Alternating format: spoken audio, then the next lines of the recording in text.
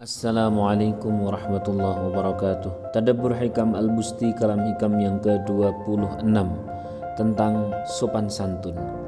Qala al-mu'allif rahimahullah ta'ala Asy-Syaikh Abdul Fath Al-Busti berkata dalam kitab Unwanul Hikamnya, wa rafiqir rifqa fi kullil umur falam yandam rafiqu walam yadhmumhu insanu.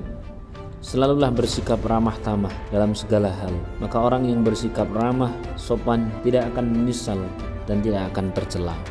Saudara-saudara rahimakumullah, kita tahu ramah tamah, sopan santun, adab adalah yang semakin hari semakin langka. Banyak orang yang semakin hari semakin mencari ilmu, mengikuti kajian kesana kemari. Namun kemudian ramah tamah, sopan santun, adabiahnya semakin luntur.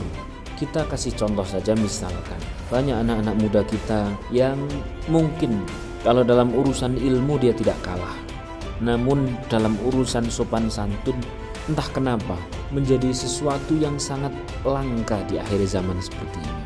Harusnya orang itu jangan sampai lupa belajar tentang adab. Kenapa? Karena kita tahu orang kalau belajar ke Imam Malik, demikian pula ke Imam Abu Hanifah dan sebagainya, maka kalau ada 20 tahun murid-murid belajar ke para imam-imam besar itu, 18 tahun sendiri adalah belajar tentang adabiyah, baru yang 2 tahun belajar tentang ilmu. Hal ini menunjukkan bahwa betapa luar biasanya masalah adab. Dalam bahasa yang populer adalah al-adab fawqal ilmi. Adab itu bahkan bisa lebih di atas ilmu. Ada lagi ungkapan man laisal adab kadzubab. Orang yang tidak memiliki adab, dia seperti lalat, kesana kemari tak punya sopan. Saudara-saudara rahimakumullah, sesemangat apapun dalam kita mempelajari syariat Allah, janganlah pernah lupa bahwa ada adabiyah di sana dalam mempelajari maupun dalam menyampaikan syariat Allah. Apa iya misalkan ada seorang anak muda, misal saja dia sudah ikut ngaji ke sana kemari, lalu tahu tentang bahwa tidak ada yang minum pakai tangan kiri kecuali itu adalah setan. Sesampainya anak muda itu sampai ke rumah, misalkan ia melihat orang tuanya atau kakeknya, yang namanya juga sudah orang tua, minum gak kerasa pakai tangan kiri. Apa ia terus kemudian yang namanya syariat, menyampaikan syariat langsung berkata, Mbah atau Pak, sungguh ketahuilah Pak, tidak ada yang minum pakai tangan kiri kecuali setan. Apakah yang dimaksud balighu anni walau ayah itu seperti itu? Sampaikan dariku walaupun satu ayat, walaupun satu pesan. Apakah seperti itu? Tentu saja tidak.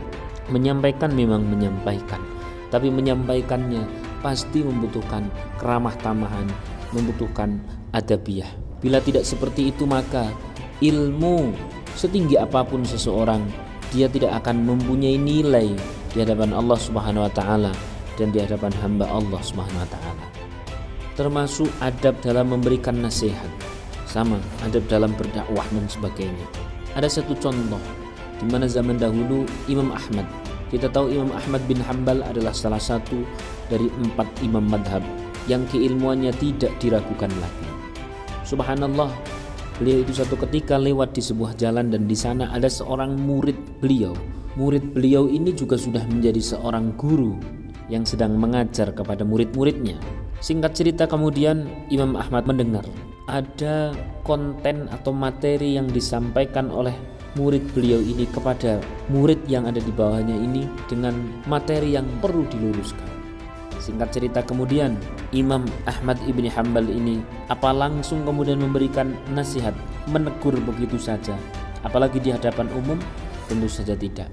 Tentu orang yang memiliki adab tidak mungkin ia menyampaikan tegurannya kepada orang lain ketika di hadapan umum.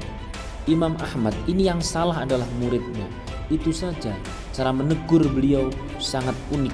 Bagaimana itu? Ketika di waktu malam datanglah Imam Ahmad kepada seorang murid ahli ilmu tersebut dengan mengucapkan salam yang salamnya sangat pelan namun dalam. Assalamualaikum.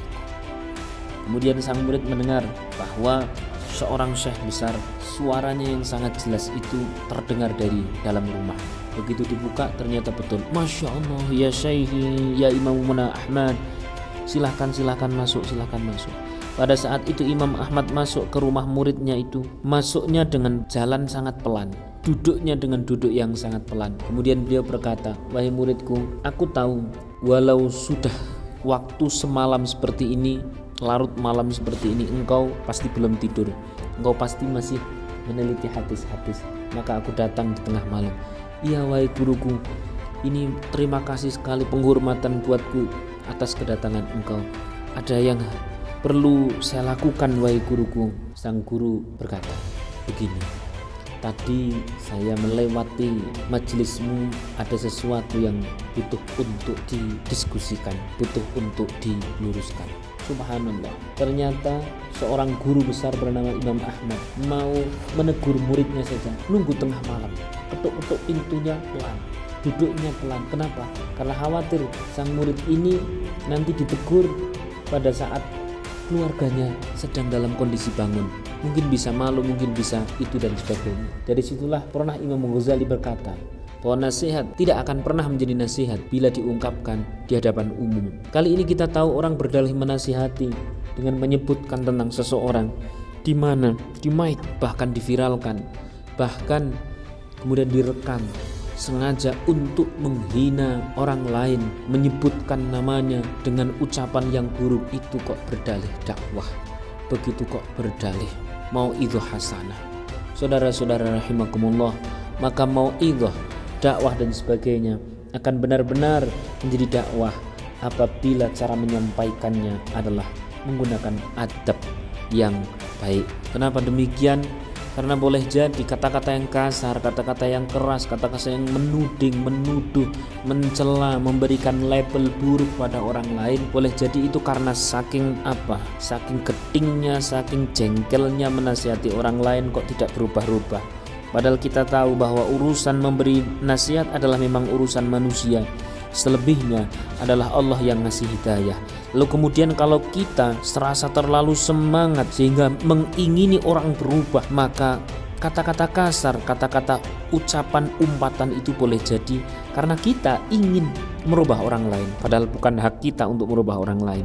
Kita ini sifatnya adalah menyampaikan dan memastikan bahwa apa yang kita sampaikan itu dengan cara yang ikhlas lillahi ta'ala, menserahkan seluruh keputusan hanya kepada Allah.